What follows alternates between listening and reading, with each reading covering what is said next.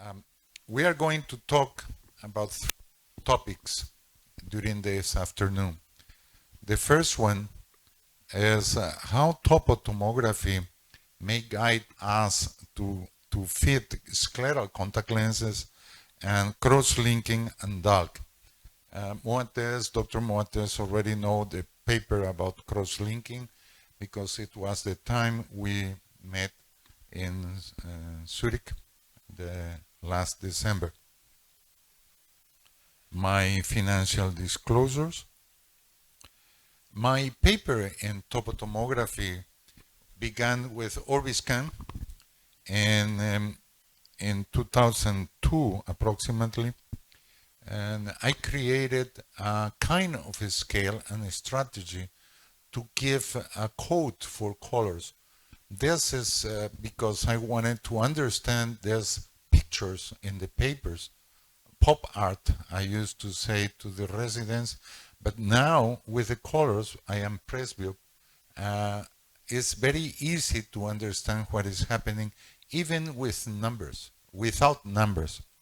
So the strategy follows the intuitive and natural meaning of colors of the light sign in the street. So this is the colors, the color meaning for all maps we have available in these devices. And for curvature, for example, the green will be normal.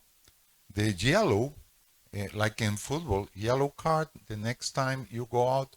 So the borderline value that we fixed in 47 diopters for the anterior and minus 6.75 for the posterior.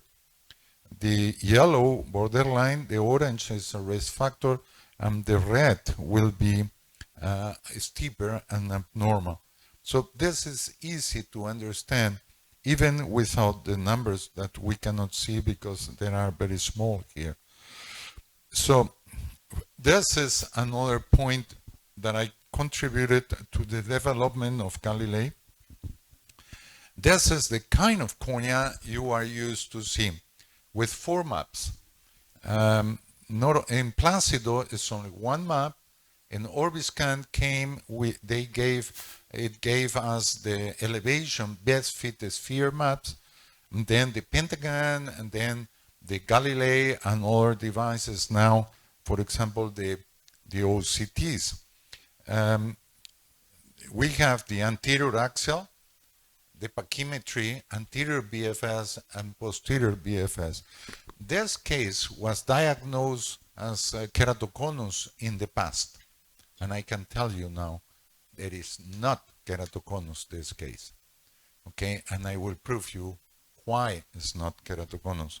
This case, now, we observe after the paper we presented in ECRS in Turkey, 2015, with this way, with 8 maps. The anterior axial, the posterior axial, the total corneal power map, the posterior best fit sphere, and in the other display, the tangential, the best fit toric aspheric map, anterior, and the posterior, and the pachymetry. Now you can see that the anterior and posterior BFS has not ectasia, and the best fit toric aspheric maps are not asymmetry. Okay, so this is a very symmetric cornea, astigmatic toric cornea that produce a very toric multifocal optics in the cornea. This is the optics of the cornea. So how the light rays focus crossing the cornea. So this is not keratoconus, and this we call now pre-keratoconus type 1 without ectasia, and this topic of the second lecture we are going to have. So the vision of the posterior curvature map that many people who use other devices are not used to see gave us a very easy recognition of these cases, radial keratotomy or LASIK. Actually, they are close, okay? The blue lagoon here, and depressed oblate at the center, but how we distinguish this? Simple. Observing the posterior surface, and you can see that the posterior surface in radial keratotomy was also with the blue at the center, and the LASIK was not, because the treatment was made only in the anterior surface. The total corneal power map I show you before gave us the first insight for choosing multifocal IOLs, because this is how the light rays focus crossing the cornea. So it's the optics of the cornea. If we see the curvature maps, we are observing the geometry. But with this, we observe the optics. This is almost monofocal.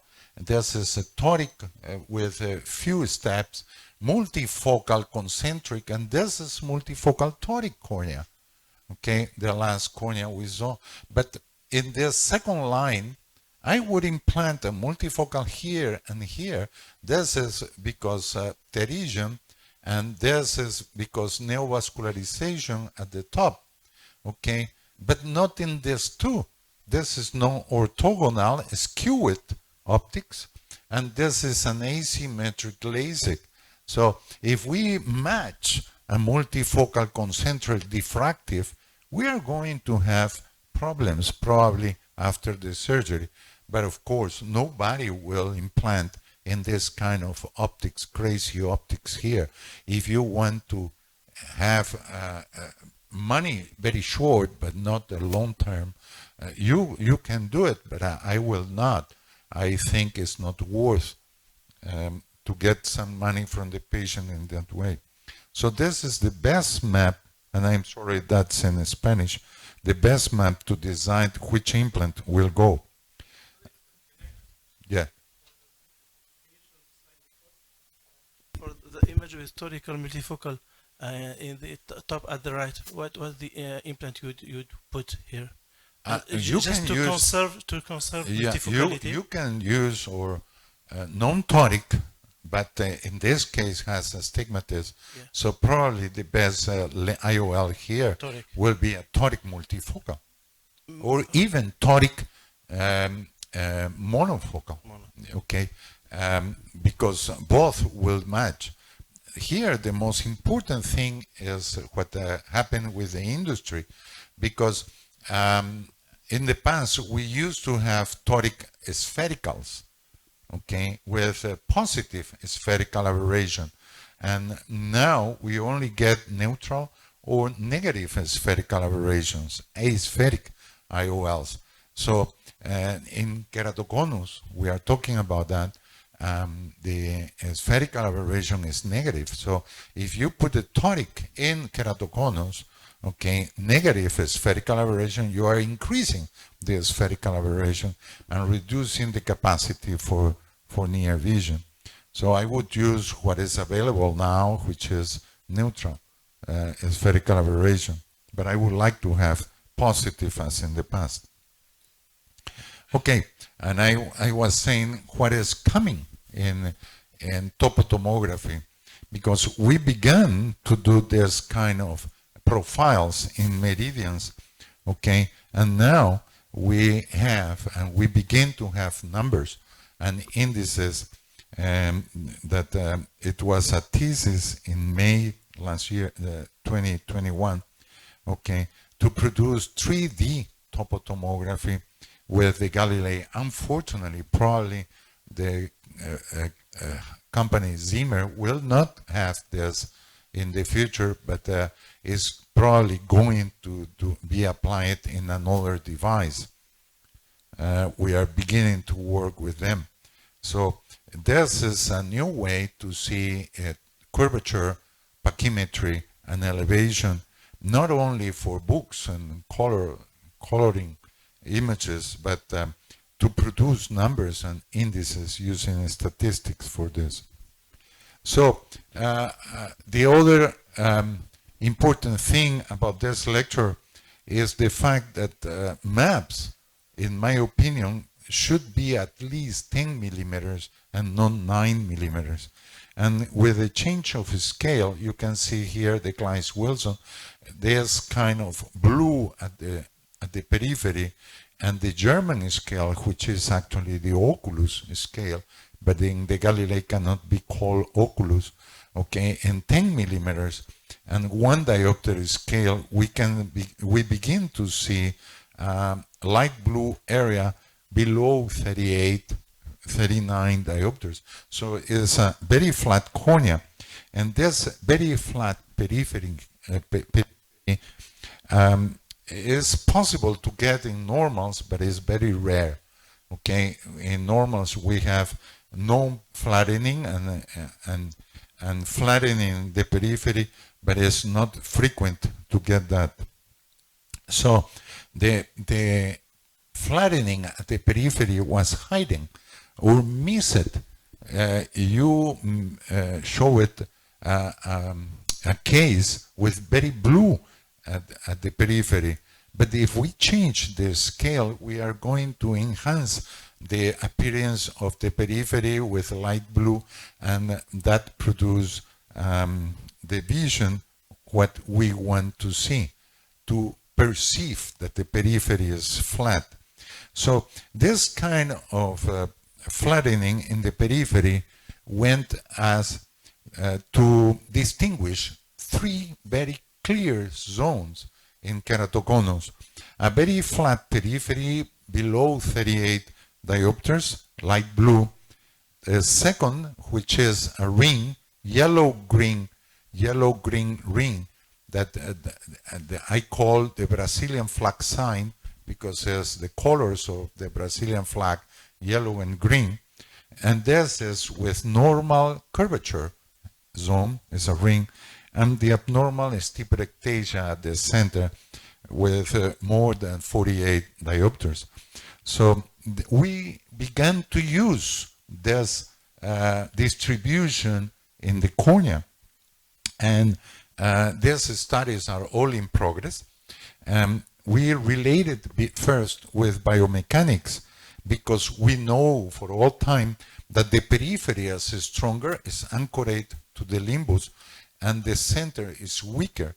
So what happened in the periphery is flattening only in curvature because it's anchored, it's stretched. Okay, we are trying to study that. There is also a missed sign of keratoconus progression. This is a paper, we produce it, it's not published yet, in green with normal corneas and in red keratoconus with 0, 1, 2, 3, and 4 quadrants. And as the keratoconus advance, okay, you have more and more quadrants flattened at the periphery, and this is statistically significant. There is a relation, probably a relation with the dual layer that we use it for Galilei guided femto-DALK. Okay, this is dual, and you can see that the production of the big bubble here,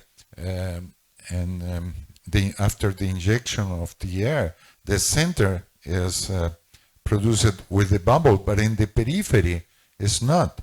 Okay, and the home take message is that we should not inject the air in the light blue area. We inject in the Brazilian flag zone and far from the thinnest point. Okay, if you do that, you are going to have almost 100% chances to get a big bubble 1 or mix it.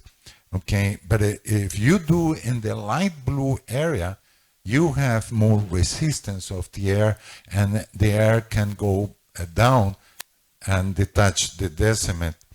Okay, we have 2 more cases here, and this is the technique we are using now for produce the big bubble.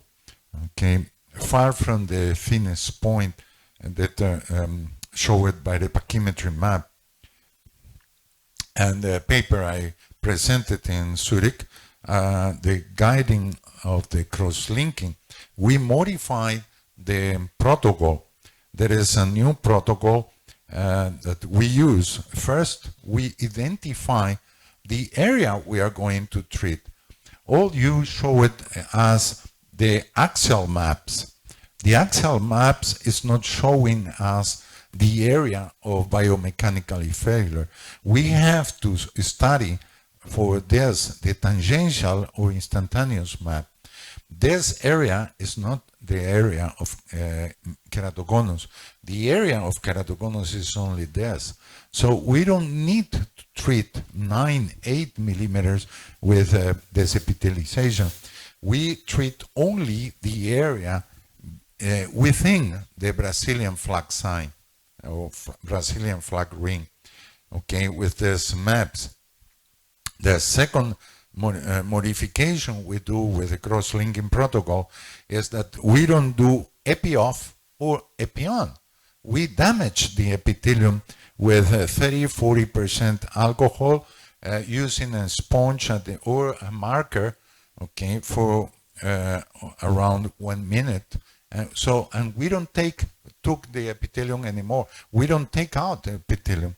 We leave the epithelium as such. Then and this is one of the reasons we met each other in Zurich, is because we also use the scleral contact lens to upload the riboflavin. And now we began to use modified scleral contact lens with a little hole at the center, because we don't have a lot of riboflavin to waste. And I began to have some patients who didn't use scleral contacts, and when I tried to put a lens, I wasted a whole syringe of riboflavin. So I decided how I cannot use two vials. So let's try with a little hole at the center. So now we put the contact lens, and then we fill the contact lens with riboflavin, and we maintain the patient hearing music in the sofa for half an hour, 45, sometimes 1 hour, okay. And then I go to do another patient, because in Brazil, I don't have a surgical room, and people charge me per time. So in the past, I was able to do 1 patient per hour or more, and now I'm able to do 2 and maybe 3 patients per 1 hour, because one is waiting, the other I'm doing 10 minutes cross-linking, okay, and in that way I rotate and use my time better, because in Brazil the assistants cannot do the cross-linking. It has to be the doctor, and if the doctor is not putting the drops of riboflavin, the patient later says and complains, "Oh, doctor didn't do the surgery to me." Okay, they are observing everything. So with this way, we are trying to look for a procedure that is simpler, and at the same time, perhaps without the need to go to a sterile surgical room. Actually, we put the contact lens in the room for eczema and do the cross-linking in a non-sterile room. And then, to protect the periphery, to avoid the treatment, I put a mask as a soft disposable contact lens with a UV filter, punched in the size, trephinated in the size we saw in the Galilei map. This was my first case with a marker that the alcohol went out of the marker. So in 48 hours, but this is one of the more reasons. And the third day was already without contact lens and the patient going to work and everything. So recovery is not 5, 6 days, it's in 3 days most of the times. And for radial keratotomy, we also do the cross-linking in this area, covering the periphery and the center, okay? And this is a case that we can see that the steeper area was began to be flatter in the comparative map. This reduced the changes in refraction and make the refraction of this patient more stable. Sorry, Carlos. Can you explain how you perform cross-linking in this case? Yeah, I do exactly the same. In this case, I put a marker with two in a channel, okay, and put the alcohol only in this area where is the ring. And then I don't touch the epithelium, put a soft contact lens trephinated with 8 millimeters, okay, and cover the center of 3 millimeters with any plastic, whatever you want, available in the first time I cut very little piece of UV filter contact lens, but for some reason the air conditioning and the piece went out. So I had to cut another, but it's very simple. And then you do the cross-linking here only for 10 minutes, 9 milliwatts, okay? And this is one of the cases. You can see perfectly how the fluorescent market, and this is 48 hours. In 3 days after the third day, this patient was almost with epithelialization. And actually, she was a doctor, that patient. I also use the Galilei to follow up. I only going to receive an OCT next week at my eye clinic. It's the spite I have in the hospital.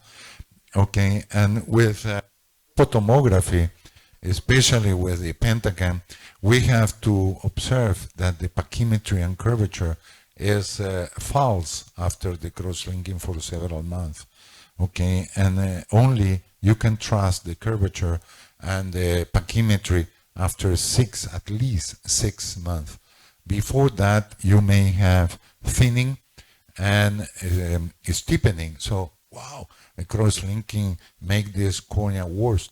And it's not. That's because the hazing we have. The Galilei has that also. The Pentagon has more, okay? And other devices like Sirius also has that, especially in pachymetry. Okay, what is the hypothesis of this kind of protocol? That first, we don't need to treat the already flat peripheral zone. We only treat the central lump or ectasia to flatten it, and the paracentral will go forward and the reshape shall be better with time. That's exactly what happened with this patient, and you can see the progression of keratoconus. It was steepening at the center. The yellow is steepening at the center between 2014 and 2016. But after the cross-linking in July 2016, we had exactly what we wanted.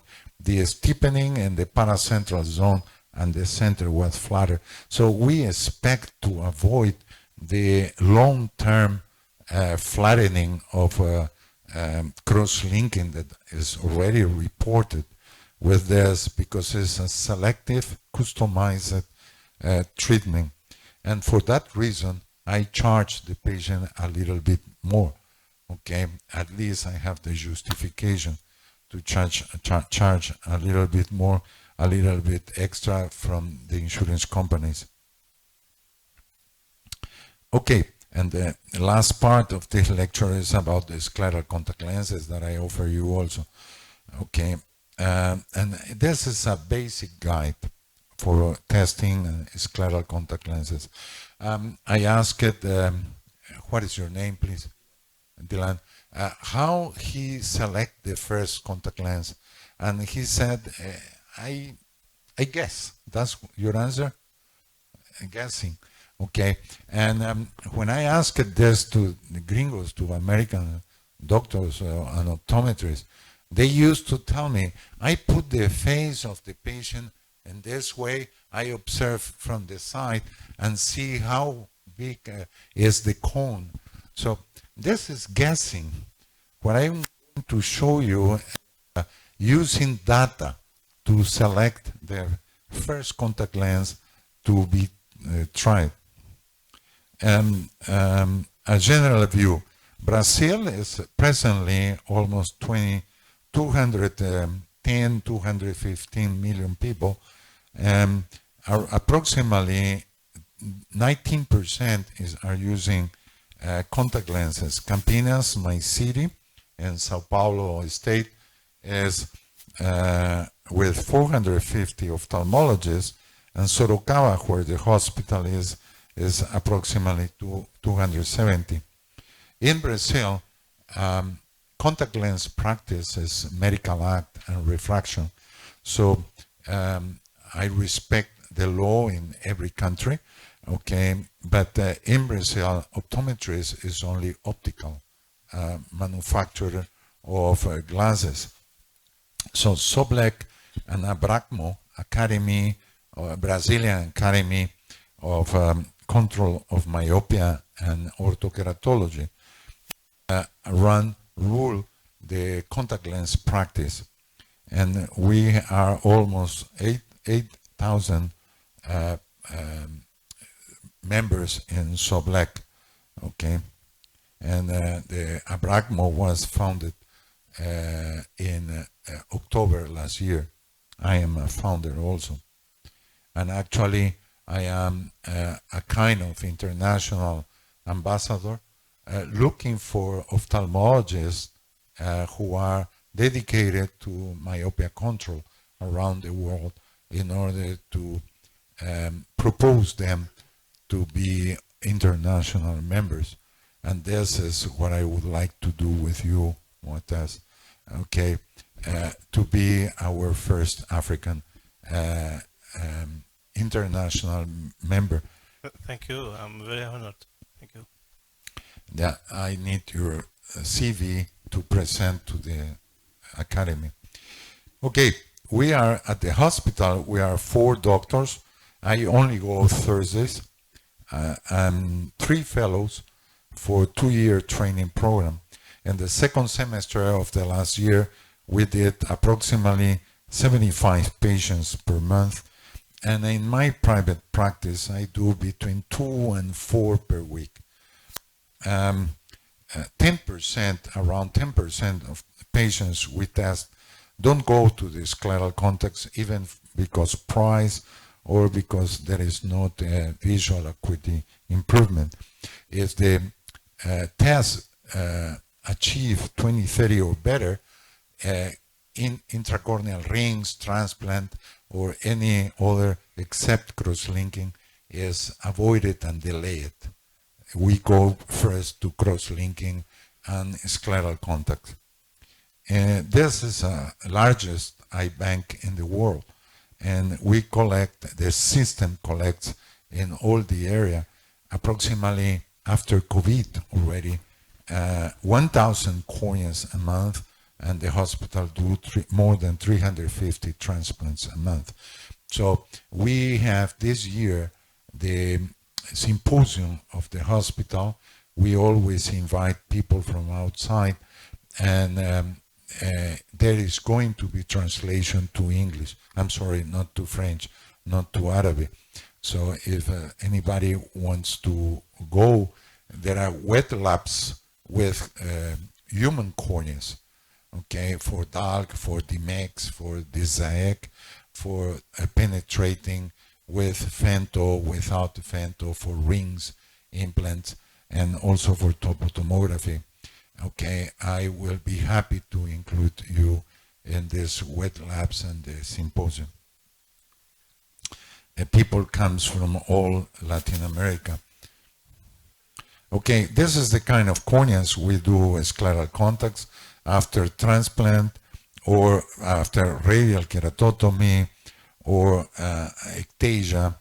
after refractive surgery, or even intracorneal segments. These are very difficult cases, but not all of them are the same.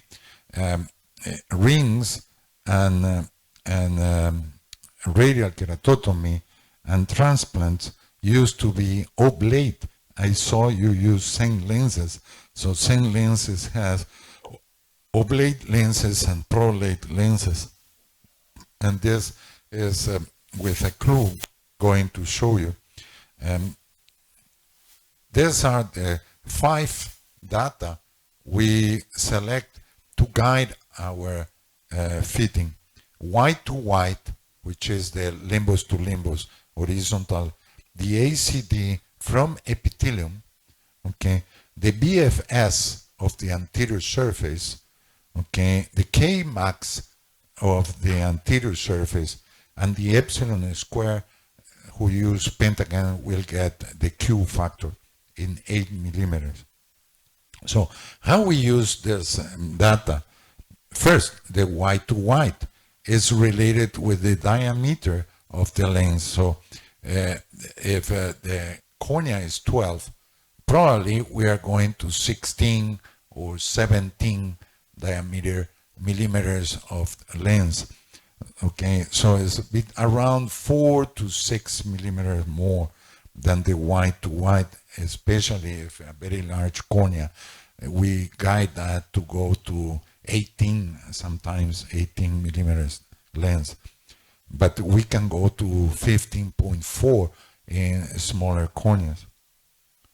Okay, the sagitta is related with the ACD. And at the beginning I was using 0.6 plus ACD, but the manufacturer changed the design of the lens, so this depends on who is your supplier. Maybe it's 0.2, 0.3, 0.4 more than the ACD. And this will produce volt in the lens between 200 and 400 microns, which is the ideal. You don't need to have a very large volt in front of the cornea because it may produce edema, okay, and reduce the visual acuity. The best fit anterior is a guide to get the flatter base curve of the lens, and this is in millimeters of radius, but there are tables to get this in diopters also. Okay, and remember the best fit sphere maximum indicates the height of the cone, how tall is the mounting, but the difference between the more depressed and more protruded point in the best fit toric aspheric with the index, in this case anterior cranium Arce index, is showing and assessing the amount of asymmetry in the surface. Okay, the tangential K max will guide us about the maximum base curve for the lens, so the steeper. So now we have the best fit sphere for the flatter, the K max for the steeper, and the sim K used to be somehow in the middle. Okay, and the epsilon square will give us when the cornea is too prolate, so we have to go to closer to the steeper, okay, more sagitta, or perhaps in after transplant radial keratotomy or rings, okay, we can use an oblate central area. In that case, the cornea will have a negative epsilon square or positive Q factor. So with this guide, we facilitate our life, and we don't guess, we choose. And this is one case, very difficult case, as you can see, with a pellucid pattern. Okay, the 2000 before, okay, and 8.52 of a cylinder. The ACD was this, so the first thing I choose is the sagitta. Okay, then I go to the white to white, which will be many possibilities, and then I go to the K max and the epsilon square. So now we have 3 data from the lenses, and we cross that and we choose the lens. Very easy. Sometimes we have 2 or 3 possibilities, and the visual acuity after input the lens is which decide which lens will go, and of course how the lens lands in the limbus, if there is a kind of toric, peripheral toric or something. So this is a case with 390 microns volt and 2025. Another case like may this. I ask a question, please? Yes. Can you return to the slide? Yeah. For the interior, for the volt, you show that you The volt is with OCT. Okay, and you add 0.8, not to the ACD, not 0.4. You mentioned ACD 4.93. Okay, because this is an old case with the scleral lenses. Now with the sclera SG, I am using 0.4.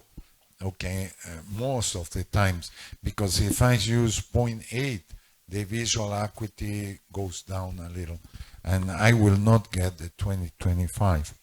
So the addition to the ACD is related with your manufacturer and the design of the lens, and actually that that will be in the practice doing several lenses. Okay, most of this has 0.6, 0.8, because it's the old table, the old lenses we had. I actually didn't put new cases here in this lecture. I presented in United States some time ago. Okay, this is another case. Okay, white to white.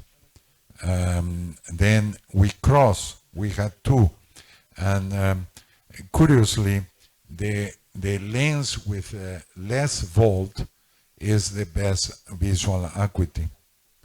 Another case here, female, okay, with crossing all this data, and again we got 2025 with 290. And I think this is the last case. He tried a spherical and Soper before, okay, and got with glasses 2050.